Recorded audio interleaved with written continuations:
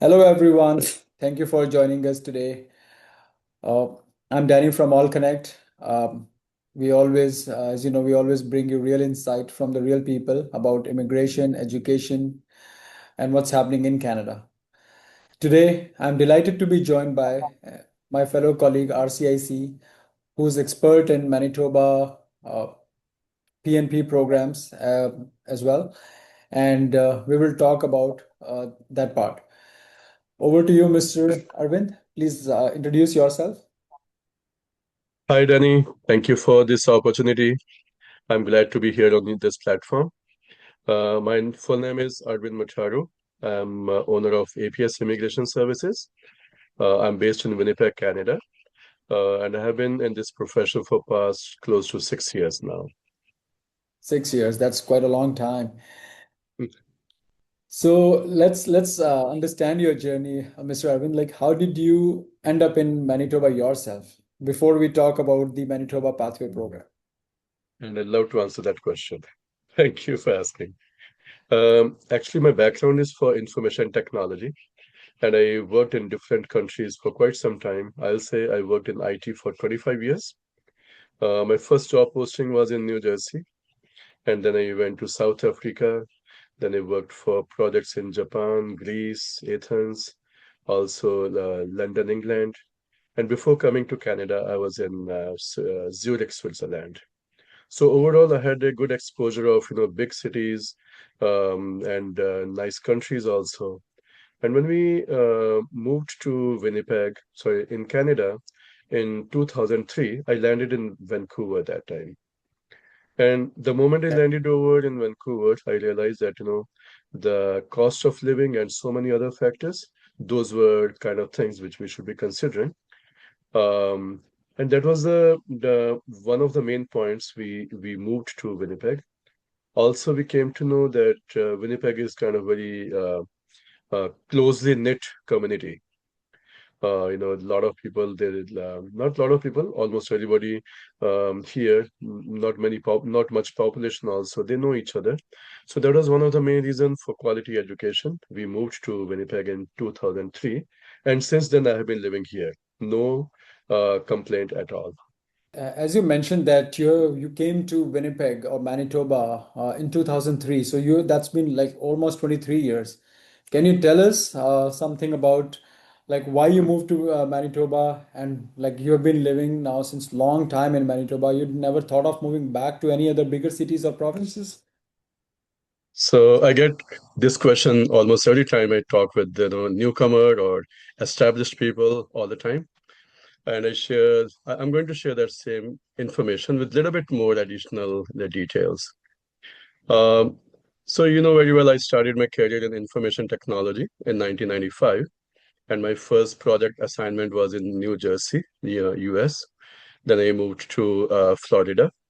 Then I worked in Johannesburg, South Africa. Then I also went to Sandton, that is also in South Africa. I went there twice. So a lot of countries I covered in in those 10 years in the beginning of my career. Then before coming to Canada, I was actually in Switzerland, Zurich. I was working for UBS Warburg at that time, and then it was a family decision, where to go now. Because it seems, family did not like that my travels and all, not settling down anywhere. So they asked me what to do about it. We had a few options, whether to go to US or New Zealand, Australia or Canada, and we decided on Canada at that time. We came to Canada in 2003. At that time, landed in Vancouver, and immediately we realized that the living cost of Vancouver is quite high, and then we started looking for alternative. And my daughter was 1.5 years old that time. So I got the feedback that Winnipeg is one place in Manitoba, and that was the first time I was listening to all that conversation. The whole point was it's a close-knit community, it's a friendly neighborhood. There's no, the all those big city kind of hassles there. Small city, and the commute time is also not that much. And nobody told me about the cold weather. But I don't regret that nobody told me about the cold weather. It's all good. overall, when I came here in 2003, like we came here, family, that time, first 3 months were very tough because of no job. And then when I got into job, then there was no looking back. So that's how my coming to Canada, or actually Winnipeg, Manitoba, happened from Zurich, Switzerland. Interesting to know about your journey of how you ended up in Winnipeg and a small city. So when you first arrived, what surprised you the most about living in coming to Winnipeg? You know, and when you have lived in all other countries, how was that experience? And yeah, Okay. So the point here is, before coming here, I had lived in the big cities around the world, including New Jersey, New York, California, Johannesburg, London in England, Zurich in Switzerland, and there are a few more cities wherever I traveled. So it's not that I was coming to some city for the first time, or some out foreign country for the first time. I had already traveled the world before coming to Canada. The point I'm trying to make here is, it's not that I came fresh off the boat. I had been to so many boats before coming to Canada. Right? right. Yeah. Different many boats. And then finally we came here in Winnipeg, Manitoba, because of so many reasons.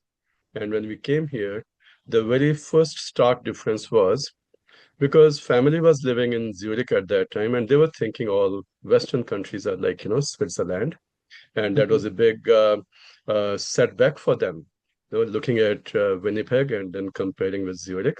But that was not a setback for me, because I was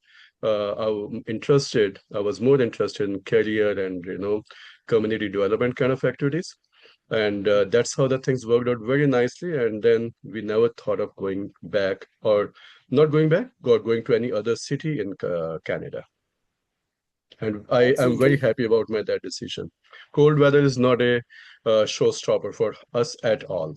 Yeah, no, that's a great, interesting journey to know about yourself. And also, like people just compare with, uh, some negativities. Oh, there's cold weather in Winnipeg or Manitoba, but however, there are more things that place offers rather than just the cold weather. And as you mentioned, a few like the friends are close community, uh, the settlement, the affordability, and all those things are they play a big role in settling down, For and sure. Yeah. it advances your life so much rather than now we I am in BC, so the cost of living in BC is way too high. I mean, of course, I did not plan that, but it's very good to know about someone wanting to settle in Manitoba from your experience, who have traveled all over the world and chose final destination as Manitoba. And it was not, as you mentioned, not a regrettable. It's not a regrettable decision ever, right? Not at all. I would like And to add, for me, uh, success wasn't about living in Canada's largest city or the big cities. Okay. So that doesn't, living in a big city does not define as a success to me. It's all correct. about building a meaningful life. It doesn't matter what kind of small, big, medium, whatever city it is. So it's all about building a meaningful life. And personally, to me and to our family, Manitoba has provided so many opportunities which aligned with my goals.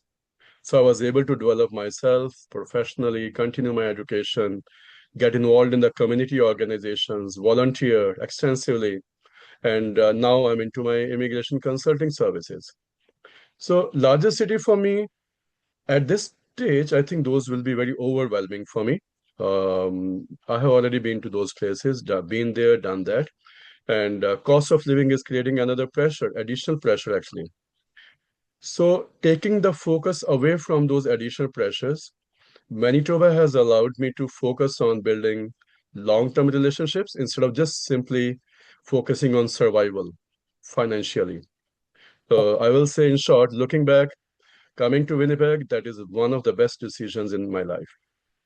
That's remarkable to know, actually. So, if I had thought about this one 20 years ago, probably I would have done the same thing. I never thought so. Arvind, please tell us, like, when somebody thinks about Canada, naturally, as I said, everybody thinks about bigger cities first. So, why should somebody should consider Manitoba? I'd love to answer that question as well, simply because in the profession of immigration, we try to tell students or workers to come here. The reason being the PR pathways, okay, and also the quality of education. I'll touch on a few points here. So first of all, whenever I used to tell students to come to Winnipeg or Manitoba, the first thing was, oh, you know what, my cousin is studying there in Toronto. Oh, I got a friend who is studying in Vancouver. So it was kind of very difficult to bring them here. But I know after a few years, they used to come to Manitoba only. The reason being, after spending a 4 5 years, they understand that no, Winnipeg has got better advantages, where in terms of immigration they can settle down faster. Now we don't need to tell students to come here because there's a lot of awareness of coming to Winnipeg.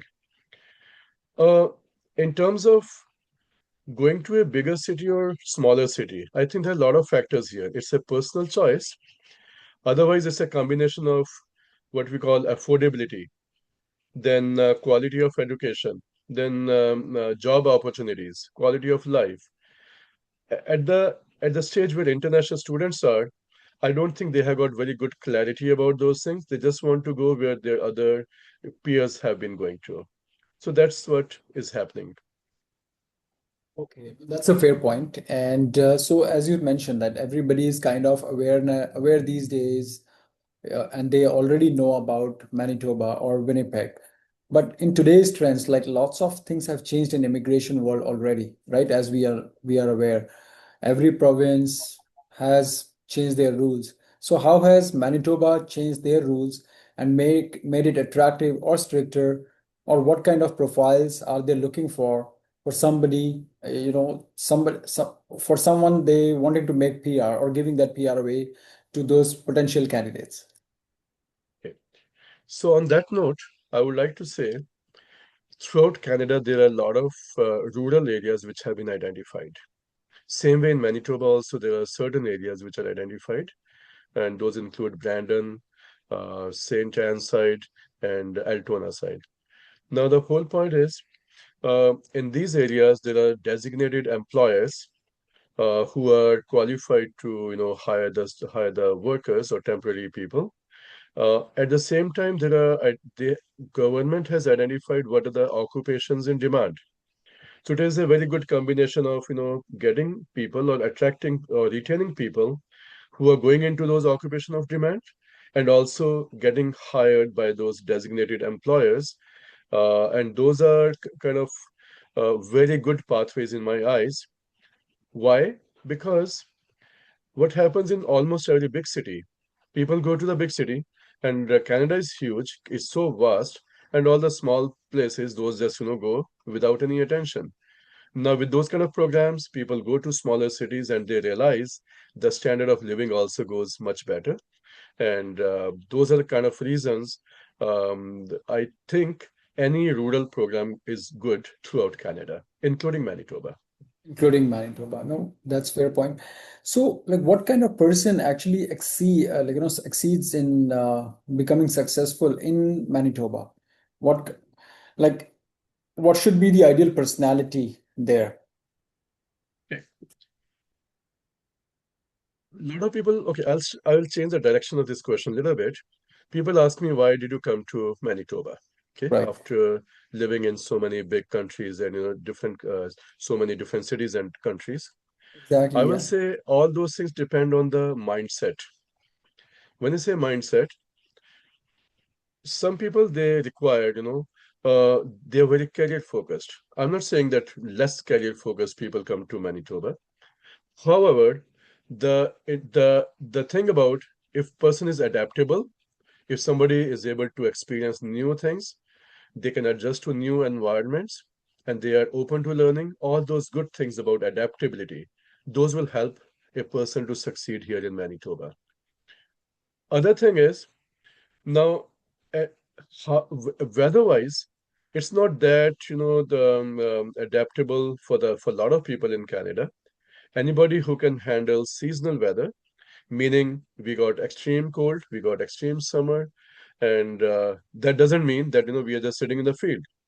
The whole point is as long as you're appropriately clothed and everything is properly available, and it works out very good. Other thing is anybody coming to Manitoba, they should be thinking long term. Meaning, if they're just coming here in Manitoba to get the PR and then run away from here, that's not a good strategy. They should be looking, any newcomer should be looking at the broader perspective, meaning that, better quality of education, career growth, the cost of living, home ownership, family life, all those good things make this place a very good place to live in or continue living in. I have been living here for more than 23 years, and like I said, I don't have any regret after living in all those big cities around the world. That's a wonderful, those are wonderful points. Like one should have a right mindset to be there, not just for temporary, because then they will not settle themselves there or anywhere with unstable mindset. So the stability should be there. Yeah, so I'll say, I have I have seen so many cases where students go through the PNP pathway. They were working for their employer, and then after getting PR, the next year they are just out to Ontario or BC and all because they just use it as an immigration pathway, which is not the right approach. People should come here because province is investing in them, and all those good things because of which people are already living here, those are the things they should be attracting people. Correct. And once they have the right mindset, once they have the right approach and their stable mindset, so then they can organically grow themselves also in Manitoba. Not just use Certainly. this and right, and they will make local associates, their friend circle, their network Mhm. grows, and so does the standard of living for them. Yeah, yeah. I always use a word. Manitoba is a virgin land, meaning you get into any profession, you can, get gold out of that. There's so much opportunity available here. Wonderful. You have touched a beautiful point here. Opportunities, because that's what everybody is looking for, and that's what people sitting outside Canada or once they are in Canada in different provinces. So, what kind of opportunities are there job-wise? I mean, of course, Okay. that's a broad topic, but in general, if you can throw more light on that, yeah. Like I said, in the rural areas, there are certain occupations in demand. And instead of focusing on that, still I will say what areas people can get into. One of the things of my favorite, choice, that is healthcare. So healthcare, I have seen so many people getting into healthcare aid or nursing or registered nurse, LPN, all those kind of different profiles, right? Or that healthcare is required. It's a very strong requirement throughout Canada and Manitoba as well. Also to mention skilled trades. If you don't care about what kind of trade it is, including carpentry or plumbing, welding, electrician, all those kind of things are skilled trades and they can make their living very good here in Manitoba. Not just in Manitoba, I will say across Canada as well. Manufacturing is another thing. Transportation and logistics, those are also quite good opportunities here in Manitoba. I have seen information technology or finance accounting also doing good here in Manitoba. Like Manitoba and Saskatchewan, because these are the prairie provinces, you can also assume, not assume, I can tell you right now that agriculture or food processing, those are also quite something which people can get into and make their career into. And then education is always there. So these are some of the occupations or opportunities which are particularly strong sectors here in Manitoba. So basically, that covers most of the industry that's there that people can come and work there, right? It's not just one sector, it's many that you have mentioned.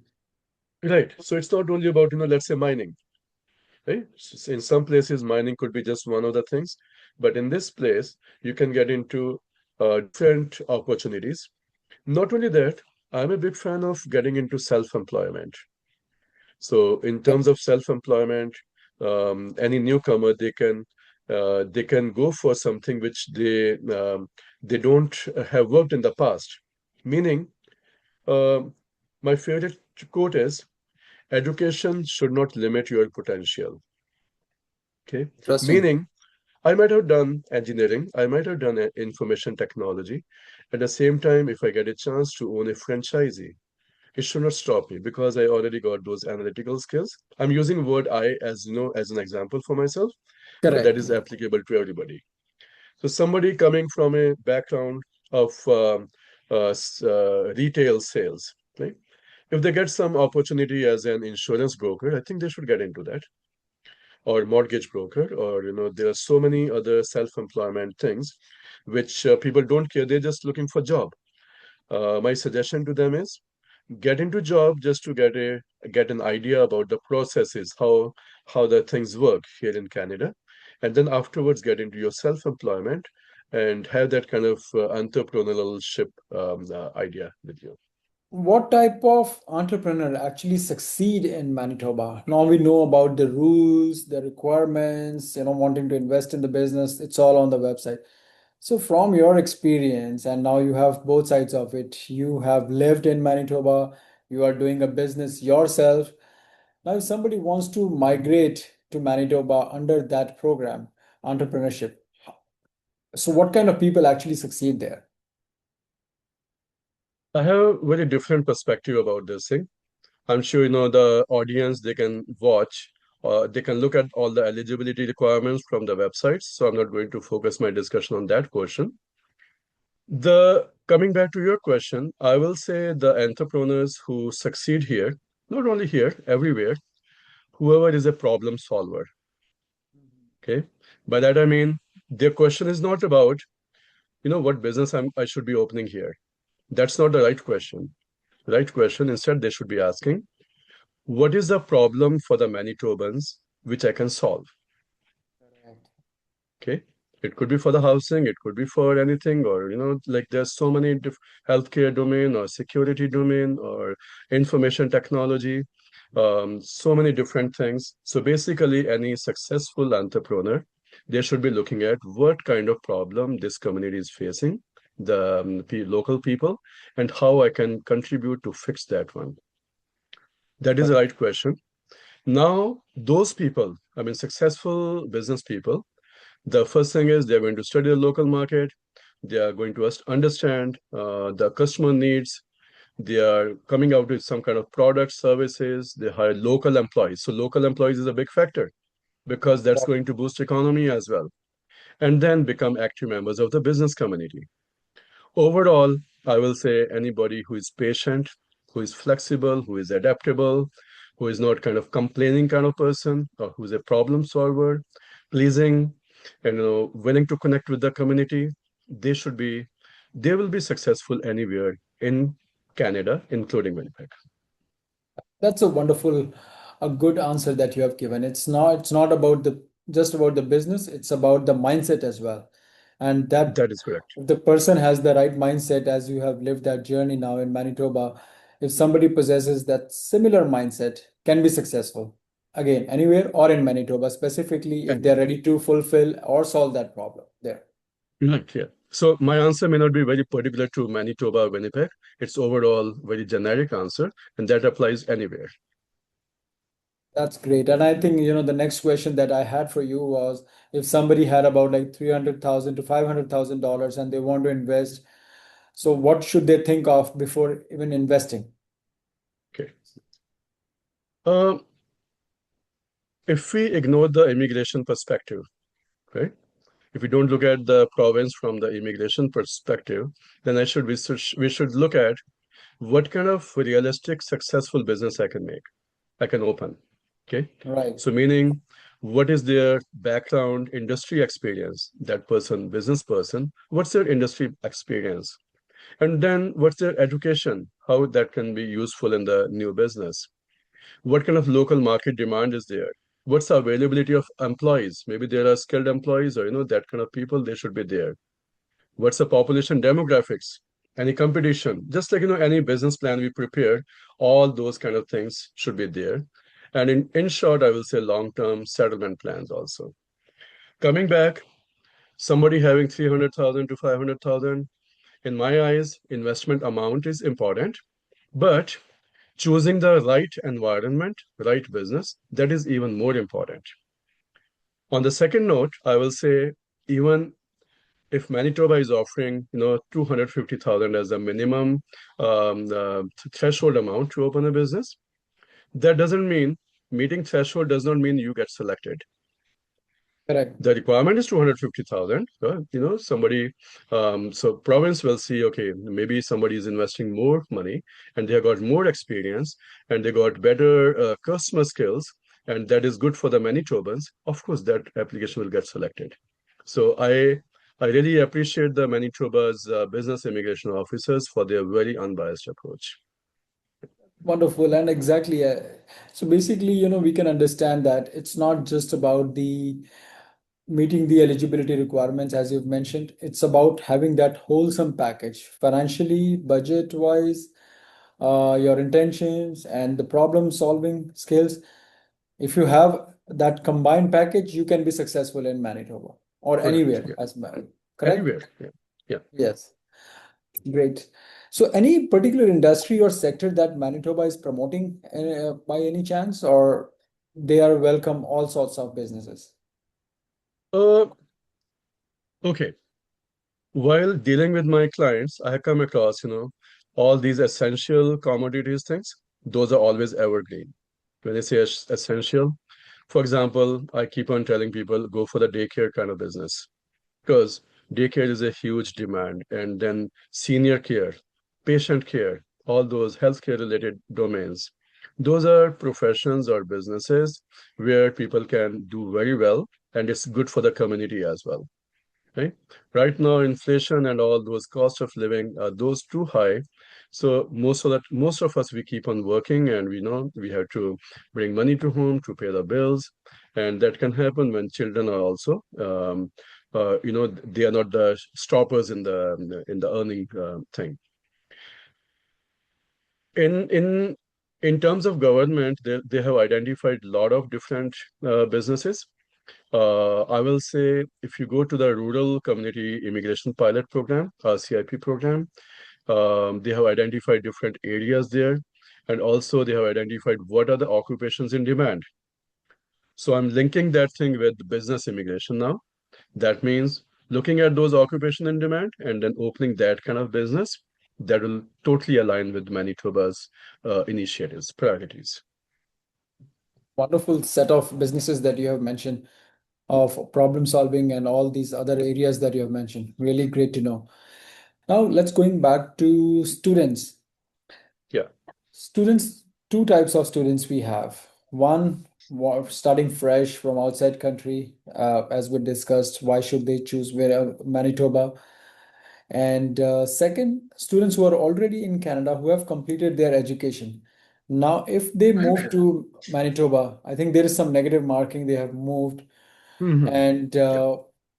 but there are some students still are able to get their permanent residency even if they have moved. So what's the policy around that one? Okay. On who should consider that? Right.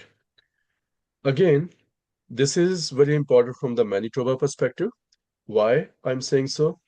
Because not only Manitoba, every province or any PNP program, they look for a genuine connection to the province. By that I mean, let's say if I extend this concept to Manitoba, Manitoba requires, MPNP program requires that anybody coming to Manitoba in this program, they must declare clear intention they want to settle down here long term. Right? If they're just coming here to get the PR, then it's gaming the system. Now, the first intention, we are looking for people who have genuine connection to the province and who want to live here, work here in a long-term method. Now, in this way, there are many methods, and any student. So you know what? Any student who studied here in Manitoba, they have better score compared to somebody who did not study here in Manitoba. In the overall scoring, what happens? Anybody coming, so let's say somebody studied in Ontario and they come and worked also in Ontario or any other province out of Manitoba. When they come here in Manitoba, they are losing 100 points for studies out of Manitoba.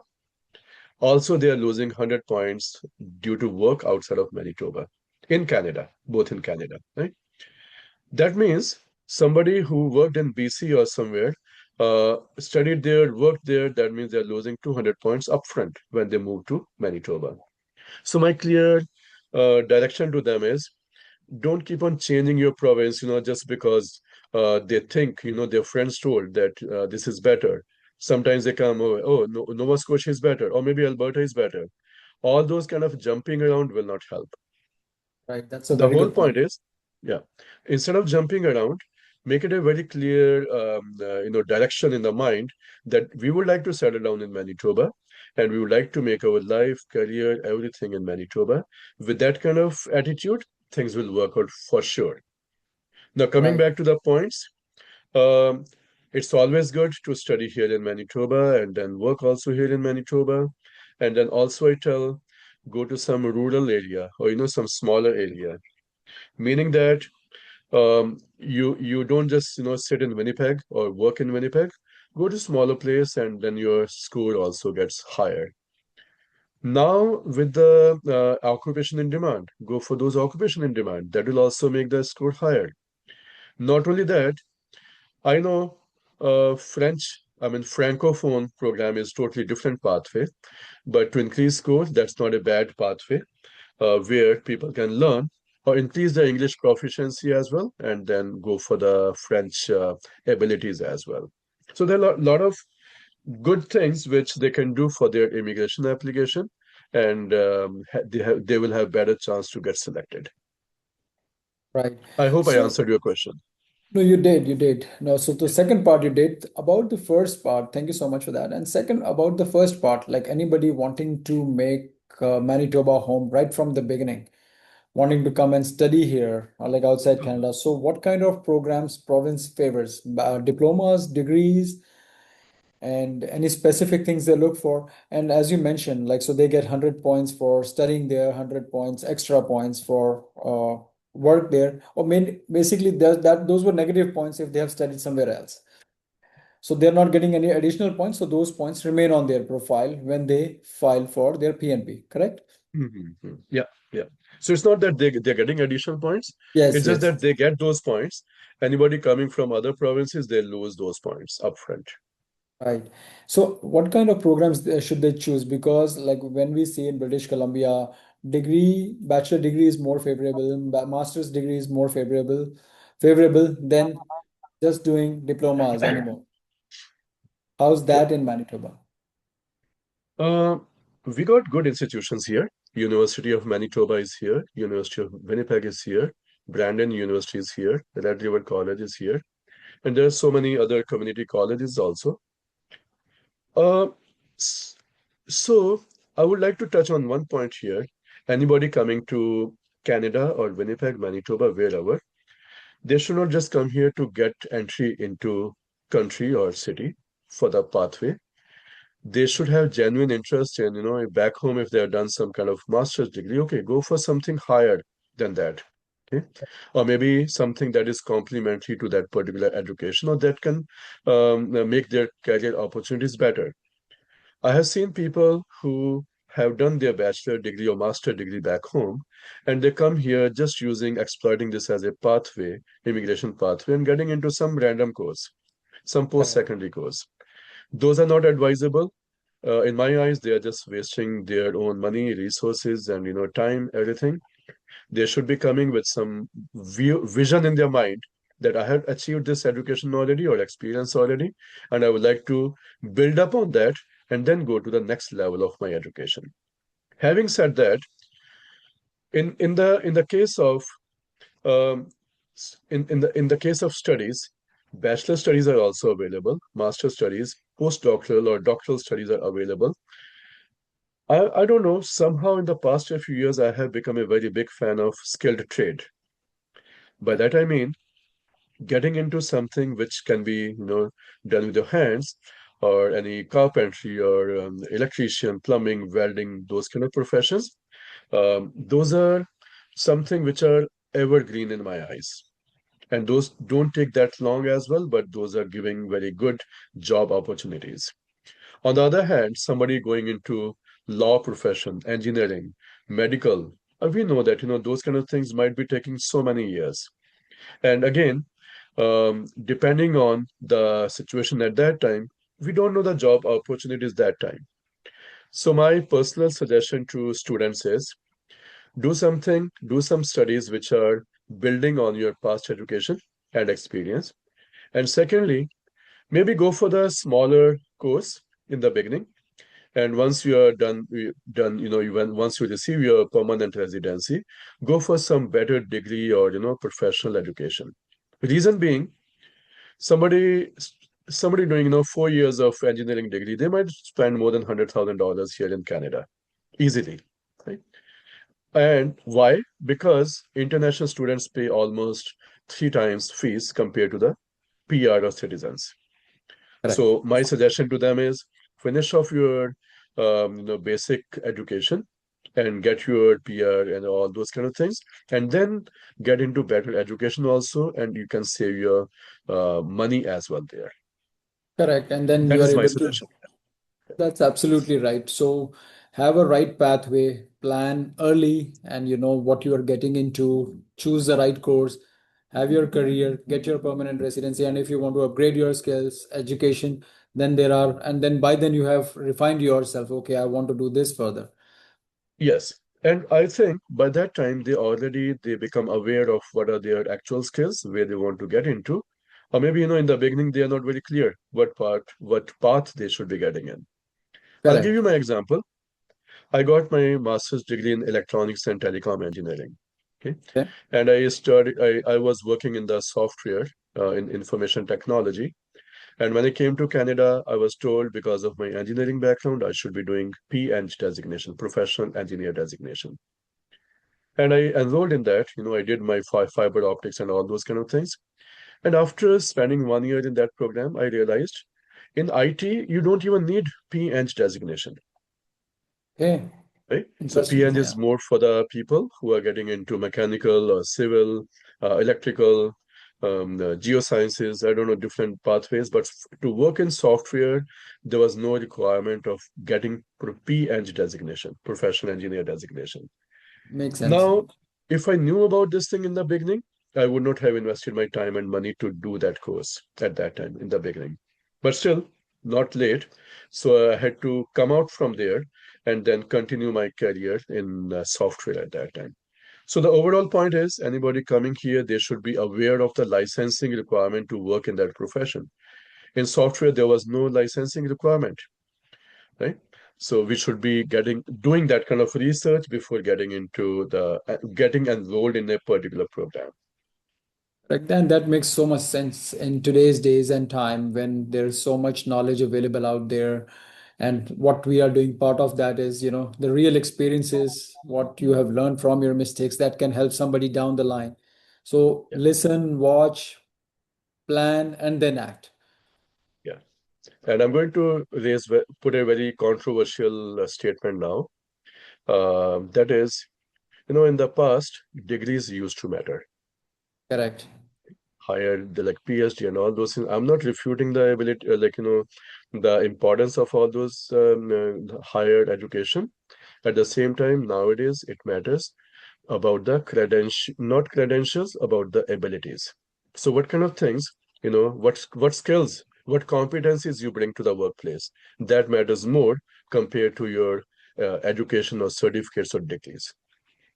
Absolutely. So education, no, I totally agree with you. And but however, anybody wanting to come to this country, first they have, like as a student, as youngsters, so they have to have some basic education first, Certainly, yeah. I'm not right? refuting that one. Yes, of Yes, course, yes. and then once they have crossed that channel, now what matters in the real market or workplace is Mhm. how well you can communicate, how well you know about what you are going to do at the job, what your confidence level is, if you Mhm. are, if you can talk to the people. So those things definitely matter. And then what's your skill level, as you mentioned about like Manitoba favoring more of trades, like plumbers, electricians. No, those are skill based jobs. If you have those skills, if you learn well in school, and if you build an aptitude for that. So that's the right place for you. Certainly. Yeah. Skills, competencies, those matter a lot. And the soft communication, right? Interpersonal skills, ability to work independently or in a team. All those are good qualities. We should be focusing more on the soft skills to get into to get success into the job or business. That's a very fair point. I totally agree with you. And that's the general trend towards what we see today. Like, it's not just education, it's not just work experience. One should have the totality of skills. You know, like I've podcasted few students already here, so they told me about, oh, and they are PR here, so they told me like, Hmm. oh, wish we knew about how to manage our financials. We got our PR, but we were so We poor don't know with about our it. financial Yes, yes. management. Yeah, yeah. See, all of us, we are doing work, we are earning money. If we don't know about how the taxation system works, how the accounting or bookkeeping, maybe I'm not saying that we become expert in that. I'm just saying that that kind of knowledge, maybe sitting in the school level, or maybe in the in the college study level also, just touching on those points. Somebody making $1 million a year, but they don't know how to save on that or know how the taxation works. It doesn't help much. Doesn't help much, exactly. So all the skills like communication, financial management, your Very health, true. right? Oh, yes. And everything, it's not again one skill, it's everything. And Exactly. In totality, we in should be looking totality. at the bigger picture. Correct. And learn, balance, plan your career accordingly in whatever field you Mhm. choose. In Manitoba or outside Manitoba, it will definitely help you succeed. Very true. Yeah. Right. Great. So let's talk about now, like, students. Students are, now we understand when we look back, or we can, they can see that, oh, it's very easy for us to guide them. But students' mindset, or once they Yeah. have gotten their PGWP, they are still wondering. They're still so vulnerable that, oh, we don't know what to go, what to do, where to go, what kind of career we choose, or what kind of employer should we work with. So, any Hmm. general experience from your side, like Yeah. how does Manitoba work, and help, or those employers help students? It's a very sensitive point. People may disagree with my inputs now, but still I'm going to mention those. It disheartens me when I see students doing some kind of very nice course, let's say for the web development or network security and all those kind of things. And then afterwards, I see them working in ATM hotels or so. Okay, that has got nothing to do with their education. In my eyes, basically, they just wasted their money and time there because Correct. they are not working in that domain. On the other hand, Manitoba has this pathway where anybody who gets a job aligned with their studies, so that means after first paycheck, they become eligible for expression of interest for MPNP. So that's a very good thing. The whole challenge is to get into that first job that aligns with your studies. Uh, I wish there was some kind of resume preparation kind of thing, mock interview kind of thing, or how to apply to those companies, relevant companies, where they could get into and they become useful contributors to the economy. If they study something, they should be working in that one. Only then it helps in the studies. Otherwise, what happens, it causes, like, personally, I see this becoming a big gap in the academics and the industry. That means whatever people are learning in academics, that's not helping out the industry, right? Or otherwise, industry people, they are not getting benefit of those people. In on that note, government came up with some kind of initiatives where they help employers who are hiring those students or workers who do that kind of particular education. So they help those employers. That's a very good initiative. Not only that, based on that first paycheck, they become eligible for the expression of interest also. And Right. then it's a province mandate that they should come up with some kind of outcome for those people. So that becomes very good process. Um, to some extent, it's working, but to the larger extent, it's not. And I have seen a lot of PGWP students also, they are going out of status here, and it's a big frustration. I don't know. I think ICC, MPNP combined, they should come up with very good policies so that the frustration or all those negative feelings should come out of the students and workers. You As of have today, I touched. feel that is missing. Yes, so I would like to understand a bit more about that because somebody wanting to come to Manitoba, they Hmm. should know whether they should do that or not because that's the whole purpose of our podcast, not to talk about the good things, but to actually have the understanding what should be done if they really need to move. So if we can talk more about, so like, I mean, when you say that it's so the PGWP students are not getting PR, so is it because of they were not enrolled, they did not get the proper jobs that they should have had, or the education was less, or the English score was less? What could it be? Or a combination of factors? I will say all those things plus a few more things. Okay. Mhm. By that I mean, um, there are some kind of misconceptions which students when they have when they come here in Manitoba or Canada. So first misconception which I come across other people, students I mean, they tell me, oh, you know what? When I came to Manitoba, I was told if I come to Manitoba, I study here, work here, I'm automatically there's a guarantee of automatic permanent residence, Right.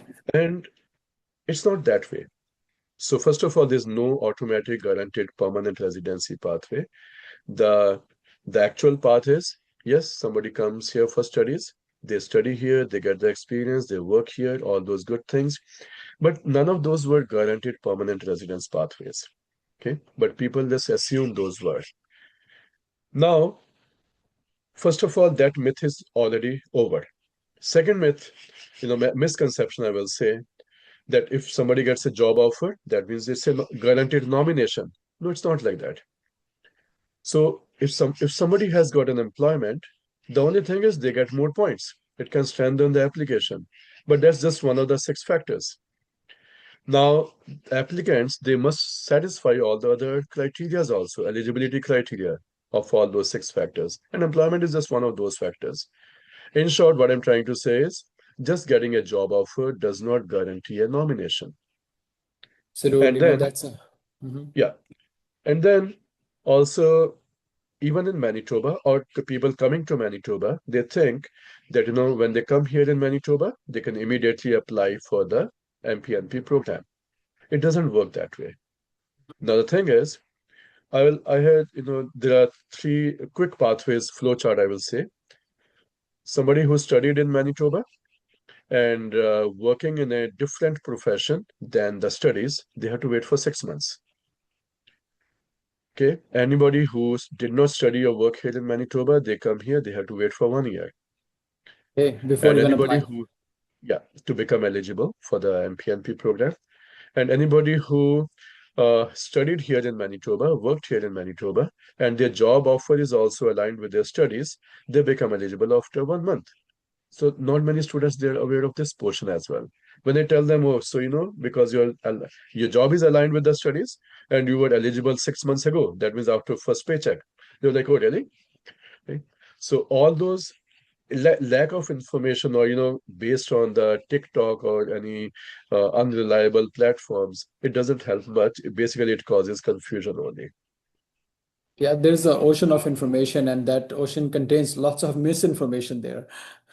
Yeah, so there's now with AI, I think there are a lot of things which are hard to get validated Correct. because yeah, ChatGPT might give some answers, those are not even correct, or the AI tools may give some information which are half or incomplete information. Even I tried to get some, the information just to test on this thing. It was not giving me 100% accurate information. So my suggestion is to look for the certified RCICs or IRBs to work on those applications and not to fall, in the trap of ghost consultants. That's a wonderful point because we are not doing our marketing here, but the point is when we say that, because now we are licensed, we understand, not just us, not you and me, all other Yeah. RCICs, we are here to provide them the right guidance. what will matter for them. And we have done like RCIC, especially when they have take, or the lawyers, we have gone through so many applications, the experiences, we know what is required and how it should be done. One mistake can cost them so much. Yeah. Basing the decision on just the social media or AI can be really fatal. Instead of that, they should ask themselves, is Manitoba really right choice for me? Or will I genuinely enjoy living here? Should I migrate there? Not based on somebody's information, okay, this is happening and all. Maybe come here, have a look, and then make your own informed decision. And we are here always to give you inputs. Or, their friends also, they can provide input about the job opportunities, housing opportunities, and all those kind of things. That's wonderful. Thank you so much for enlightening us with all that right knowledge there. So, just last question here about anybody wanting to come on a worker or a employer pathway. Anything possible for somebody sitting outside Canada right now? So just like MPNP has got skilled worker in Manitoba program, there's another program called skilled workers overseas. Okay. Okay? So that means overseas applicants, anybody out of Canada, they can create their expression of interest in that program, and they have got their own selection criteria.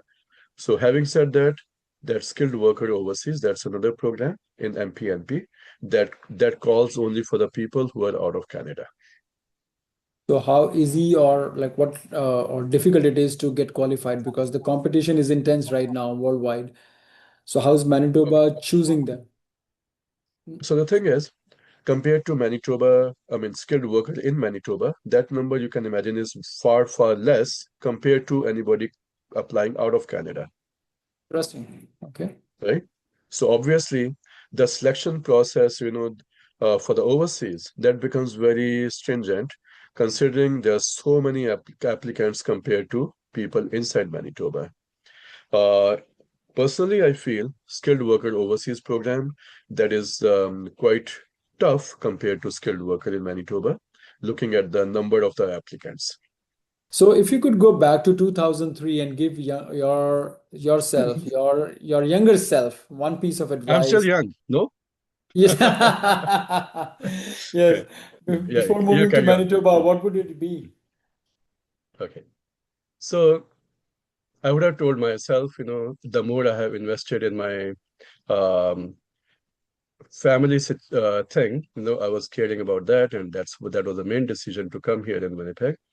I would have invested in relationships as well. I would have invested in education as well, meaning, doing some higher education here. I remember I met University of Manitoba professor, and then she asked me, okay, what do you want to do? I said, I would like to do a PhD in electrical engineering. And then she asked me, okay, how are you going to support? I said, I have got some savings with me. I can support myself. And professor told me, no, but better just take care of the family first. And once you're settled down, then come back to do your PhD. Okay, that was a very good suggestion. I took it well, but still, I feel I could uh, invest in my education, relationships, or skills, or competencies, all those kind of things. That could have been much better. Looking back after more than 20 years, my one decision which I will not change, that is coming to Manitoba. Even that time also, now also, I will still stick to the same decision to come to Manitoba. And this is because I built my career here and I proudly call this place home. So that's the main important thing here. Well said, well said. I totally can feel you what you are saying about, so you married to the settlement, not the PR, not the place. You married to the career. You married to your family settlement, the long-term establishment, the whole lifestyle that you can get in Winnipeg that you couldn't, or maybe you could have gotten another place, but you easily, as compared to other places, you achieved it here better. Right. So on that note, I will say, if you want to define success, what is success or who is a successful person? I personally, I feel If somebody is measuring success by, having highest education or highest pay package, or, revenues and all, or maybe population size or luxury lifestyle and all those kind of things, everybody has got their own criteria of success or being successful, right? For me, I think having peace of mind and having a loving family, that comes at the top. Wonderful, wonderful. Thank you, Arvind, for enlightening us with all your journey of moving to Manitoba and then settling down there. That was, I'm sure somebody listening to this will benefit out of it. I know it's coming from somebody who's lived there rather than somebody just preaching about it. So And thank you after for that. living in so many other big cities, it's not that, no, After, this is the first city I'm coming here. And I was not bound to Winnipeg, but it was a conscious decision to come here.